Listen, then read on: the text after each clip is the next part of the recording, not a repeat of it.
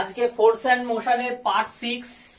এর আগে পার্ট 5 এ আমরা জাড্য ধর্ম নিয়ে আলোচনা করেছিলাম পদার্থের। আজকে ফোর্স নিয়ে আলোচনা করব। দেখো, জাড্য ধর্ম বোঝাতে গিয়ে অনেকবার আমি ফোর্স কথাটা অ্যাপ্লাই করেছিলাম। তো পদার্থের ফোর্স কি জিনিস?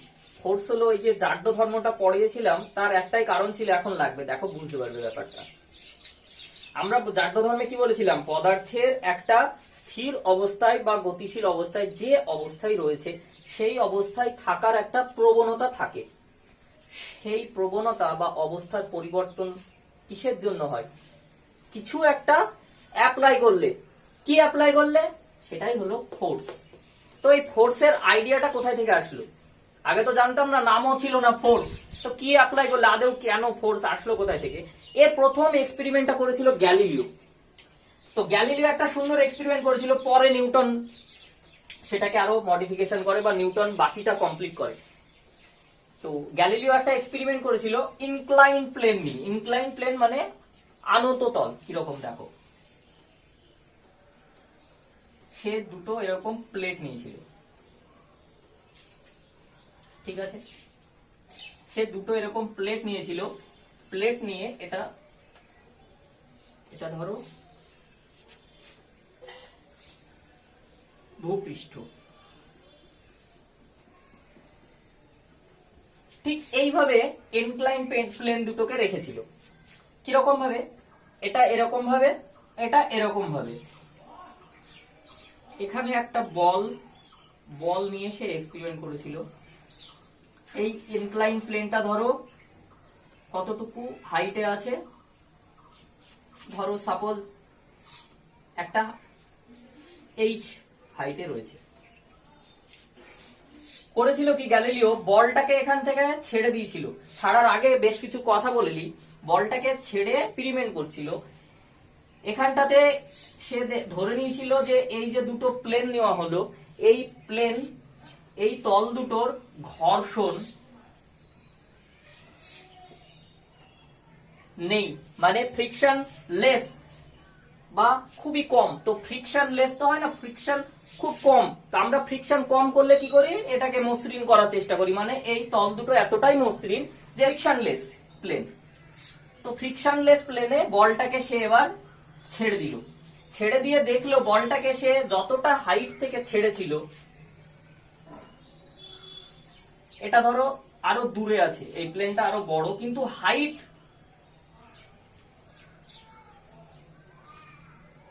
ধরো আরো বড়, এই প্লেনটা আরো বড়, ঠিক আছে? তো এই যে হাইট থেকে বলটাকে ছেড়েছিল, বলটা এখানে নেমে এইদিকে গেল, ঠিক ততটাই হাইট পর্যন্ত বলটা গেল, দিয়ে আবার ব্যাক করলো। তারপরে আবার সে কি করলো? প্লেনটাকে কনস্ট্যান্ট বাড়াচ্ছে। দেখো, প্লেনটা প্রথমে এরকম ছিল, তারপরে ধরো প্লেনটাকে সে আরো বাড়ালো, এদিকে আরো হেলালো। তখনও বলটা ছাড়লো, বলটা সেম ডিস্টেন্স গেল, একই হাইট পর্যন্ত, তারপর ব্যাক করলো।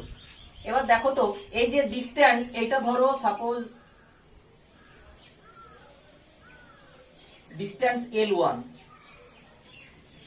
এই ডিস্টেন্সটা দেখো তো, চোখে দেখেই বোঝা যাচ্ছে, এটা ধরো L2। কত বড়? অনেকটা বড়। ডিস্টেন্স অনেকটা বড়। ডিস্টেন্স L2 এই পর্যন্ত, ধরো L2 এই পর্যন্ত, এত দূর তো যায়নি বলটা যতটা গেছে ধরো এই পর্যন্ত গেছে, তো এই পর্যন্ত ডিস্টেন্স L2। এই L2 দেখো চোখে দেখে বোঝা যাচ্ছে L1 এর থেকে অনেক বড়। আরো বড় করলো, এই প্লেনটাকে ধরো এত দূর নিয়ে গেল। এরকম ভাবে সে লাস্ট পর্যন্ত দেখেছিল। ভালো করে মন দিয়ে বোঝো, এত দূর নিয়ে গেল, আরো দূর, আরো বেশি ডিস্টেন্স, কিন্তু সেম হাইট পর্যন্তই বলটা গেল। তাহলে সে তার আস্তে আস্তে বাড়াচ্ছে।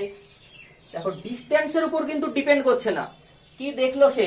যে বলটাকে যখন আমি ছাড়লাম, বলটা তার থেকে তো বেশি দূরত্ব অতিক্রম করছে, কিন্তু সেম হাইট পর্যন্ত যাচ্ছে। যতক্ষণ সে সেই হাইট পর্যন্ত না যাচ্ছে, সে ডিস্টেন্সের দিকে তাকাচ্ছে না। বলের লক্ষ্য কিন্তু ডিস্টেন্সের দিকে নেই, মানে কতটা দূরত্ব আমাকে অতিক্রম করতে হবে সেদিকে নেই। আমার লক্ষ্য কি? আমার উচ্চতা লক্ষ্য। বলটার লক্ষ্য কি? উচ্চতা। আমি যে উচ্চতা থেকে ছেড়েছিলাম, মানে বলটা যে উচ্চতা থেকে ছেড়েছিল, বলটা চেষ্টা করবে সেই উচ্চতাটা খুঁজে পেতে, সেই উচ্চতায় পৌঁছাবে, তারপরে ফেরত আসবে। তো এই যে ঘটনাটা, এবার ধরো সে ক্লাইম করতে করতে ধরো সাপোজ পুরো প্লেনে ছেড়ে দিল 180 ডিগ্রি, তাহলে বলটা এবার এখানটায় না ছেড়ে দিল, বলটা এবার সেই হাইট কোথায় পাবে বলো তো? বলটা তো সোজা চলে যাচ্ছে, বলটা কি আর সেই হাইট পাবে? তো বলটার মেন উদ্দেশ্য, বলটা কি করছিল এতক্ষণ? দেখলাম যে বলটার দৈর্ঘ্যের দিকে বা ডিস্টেন্সের দিকে লক্ষ্য ছিল না, তার এই হাইট, এই উচ্চতা প্রাপ্তি কখন হবে তার দিকে লক্ষ্য ছিল বলটার। তাহলে এখানটা কি করে পাবে বলটা? উচ্চতাটা পাবেই তো না, বলটা তো তাহলে চলতে থাকবে। তাহলে হিসাব অনুযায়ী দেখাচ্ছে যে বলটা সমান বেগে যেভাবে ছেড়েছিলাম সেই গতিতে সমবেগে চলতে থাকবে, অনন্তকাল ধরে বলটা চলছে। কিন্তু সেটা তো পসিবল না, সেটা তো হয় না। কেন হয় না? দেখো, বলটার হিসাব অনুযায়ী তো হবার কথা, কেননা আমি ধরে নিয়েছি, গ্যালিলিও ধরে নিয়েছিল যে ফ্রিকশনাল ফোর্স নেই, ফ্রিকশনাল ফোর্স জিরো। এই প্লেনটার কোনো ফ্রিকশন নেই, ঘর্ষণজনিত কোনো বাধা নেই, তার মানে বলটার মধ্যে বাকি থাকলো কি? অভিকর্ষজ বাধা। যদি এখানে কি, এখানটায় কি ধরছিলাম, এই হাইটে যাবার পরে বস্তুটা, বলটা স্থির হলো, দিয়ে আবার পিছনের দিকে আসলো, মানে কি বাধা দিচ্ছে। যদি না হলে তো এইদিকেও চলে যেত সোজা, বাধা দিচ্ছে নিশ্চয় বলটাকে, কিছু একটা টানছে। কে টানছিল? অভিকর্ষজ বল টানছিল নিচের দিকে। না তুই যায় না, যায় না, যায় না, কিন্তু বলটার লক্ষ্য এই হাইট পর্যন্ত যাবে, গেল, আবার ফিরে আসলো। তাহলে এখানটায় অভিকর্ষ বল কি করবে? অভিকর্ষ বল তো দেখো এবার, অভিকর্ষ বল নিচের দিকে, কিন্তু বলটা যাচ্ছে এদিকে। অভিকর্ষজ বল নিচের দিকে কাজ করছে, আর সরণ হচ্ছে কোন দিকে? বস্তুটা যাচ্ছে কোন দিকে? এইদিকে। মাঝে কোণ কত? 90 ডিগ্রি। তাহলে তো অভিকর্ষ বল কি বলবে? অভিকর্ষ বলবে তুই যা, তাহলে আমার আর কোনো তোকে বাধা দেওয়ার কোনো কাজ নেই, তোর সঙ্গে আমার অ্যাঙ্গেল কত? 90 ডিগ্রি। এর আগে আমরা দেখেছি তো 90 ডিগ্রি। তো 90 ডিগ্রি মানে কোনো বাধা দিল না, তাহলে তো অভিকর্ষ বলও এখানে কাজ করছে না, বাধা দিচ্ছে না। ফ্রিকশন বলও বাধা দিচ্ছে না, তাহলে বাধাটা কেউ যদি না দেয় তাহলে বলটা তো চলে যাবারই কথা। বলটা কেন যেতে পারলো না? তখন গ্যালিলিও বলল যে একটা বস্তুকে যদি, যে অবস্থায় রয়েছে, কোনো গতিশীল বস্তুকে যদি বাইরে থেকে কোনো এক্সটার্নাল ফোর্স দ্বারা বাধ্য না করা হয়, তাহলে বস্তুটা চলতেই থাকবে। আর স্থির বস্তু যদি তাকে ধাক্কা মেরে বাইরে থেকে এক্সটার্নাল ফোর্স দ্বারা বাধ্য না করা হয় চলতে, তাহলে স্থির বস্তু স্থিরই থাকবে, তাই না? সে তো বলে গেল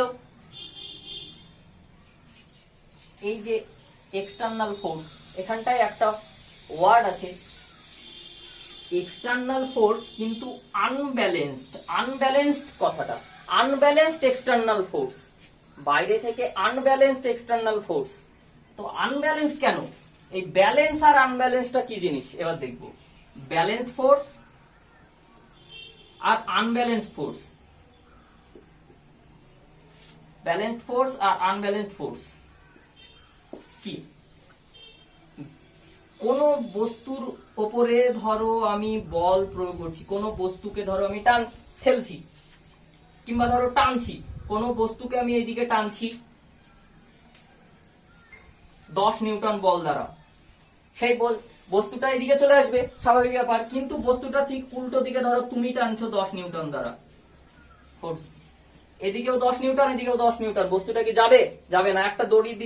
একটা বস্তুকে দুই দিকে দড়ি দিয়ে টানছো, সমান বল প্রয়োগ করে, বস্তুটা কোনো দিকেই যাবে না। যদি তুমি বেশি বল প্রয়োগ করো, তুমি ধরো সাপোজ 11 করে ফেললে, তোমার দিকে বস্তুটা সরে চলে আসবে। সে ধরো 11 করে ফেললো, একটু বেশি করলো, কিংবা 20 করলো, যা ইচ্ছা, এ বেশি বল প্রয়োগ করছে মানে ওর দিকে যাবে, যে বেশি করবে তার দিকে যাবে। আর যদি ধরো তুমি একাই বল প্রয়োগ করছো, তাহলে তোমার দিকে আসলো। এই ব্যাপারটাই হলো তাই, মানে কোন বিন্দুতে যে অ্যাপ্লাইড ফোর্স ক্রিয়া করে তার রেজাল্ট্যান্ট আমরা দেখব। রেজাল্ট্যান্ট যদি 0 হয়ে যায় তাহলে কি হচ্ছে? সেটা ব্যালেন্সড ফোর্স। রেজাল্ট্যান্ট মানে কি? যোগফল। যোগফল মানে কি? ধরো এই বিন্দুতে এইদিকে তুমি 10 নিউটন, এদিকে ও তোমার বন্ধু 10 নিউটন, এখনই দেখলাম 10 নিউটন তোমার বন্ধু এদিকে প্রয়োগ করলো, তুমি এদিকে 10 নিউটন প্রয়োগ করলে। দেখো ফোর্স কি আমরা জানি ভেক্টর রাশি, তাহলে 10 নিউটন ধরো তুমি এদিকে বল প্রয়োগ করলে ঠিক অপোজিট দিকে 10 নিউটন বল তোমার বন্ধু প্রয়োগ করলো, তাহলে কি হলো এদিকে -10 এদিকে +10, বস্তুটা সরলো না, আলটিমেটলি যোগ করলে কি হলো নেট ফোর্স কত 0, রেজাল্ট্যান্ট ফোর্স কত হয়ে গেল 0। তাই কোনো বস্তুর উপরে প্রযুক্ত যে দিক থেকে বল প্রয়োগ করো, যদি একের বেশি বল প্রয়োগ হয়, সেই বলটা এক্সটার্নাল ফোর্স প্রয়োগ হলো, সেই বলটার পরিমাণ যদি রেজাল্ট্যান্ট 0 হয়ে যায়, তাহলে সেই বলটাকে বলবো আনব্যালেন্সড ফোর্স। আনব্যালেন্সড মানে কি? আনব্যালেন্সড এই যে এখনই বললাম, এটা ধরো তুমি ধরো 20 নিউটন প্রয়োগ করছো, এর 10, মানে কি তোমার দিকে ধরো 20 আসলো, নেগেটিভ দিলাম, এদিকে ধরো +10, তাহলে আলটিমেটলি তোমার দিকে বস্তুটা সরে আসলো, কত তোমার কত ফোর্স বেশি অ্যাপ্লাই করলে 10, রেজাল্ট্যান্ট ফোর্স কত বের হলো 10 নিউটন, কার দিকে সেই 10 নিউটন কাজ করছে, তোমার দিকে কাজ করছে, তাহলে তোমার দিকে বস্তুটা সরে আসলো, মানে কি রেজাল্ট্যান্ট ফোর্স এর মান যদি 0 না হয়, তাহলে সেটাকে বলবো আমরা আনব্যালেন্সড ফোর্স। ঠিক আছে, যদি বাইরে থেকে এক্সটার্নাল আনব্যালেন্সড ফোর্স অ্যাপ্লাই না হয়, তাহলে স্থির বস্তু স্থির থাকবে আর গতিশীল বস্তু সমগতিতে চলতে থাকবে। এইটাই নিউটনের ফার্স্ট ল। আজকে এই পর্যন্তই। ভিডিওটা ভালো লাগলে লাইক করো। নেক্সট পার্টে আমরা আরো বিস্তারিতভাবে আলোচনা করব, এরপরে নিউটনের সেকেন্ড ল এবং থার্ড ল নিয়ে আলোচনা করব। তাহলে মোটামুটি প্রায় আমাদের ফোর্স এন্ড মোশন চ্যাপ্টার শেষের দিকে এগোবে, আর হয়তো এক একটা পার্ট আসবে। তো thank you, bye bye, have a good day.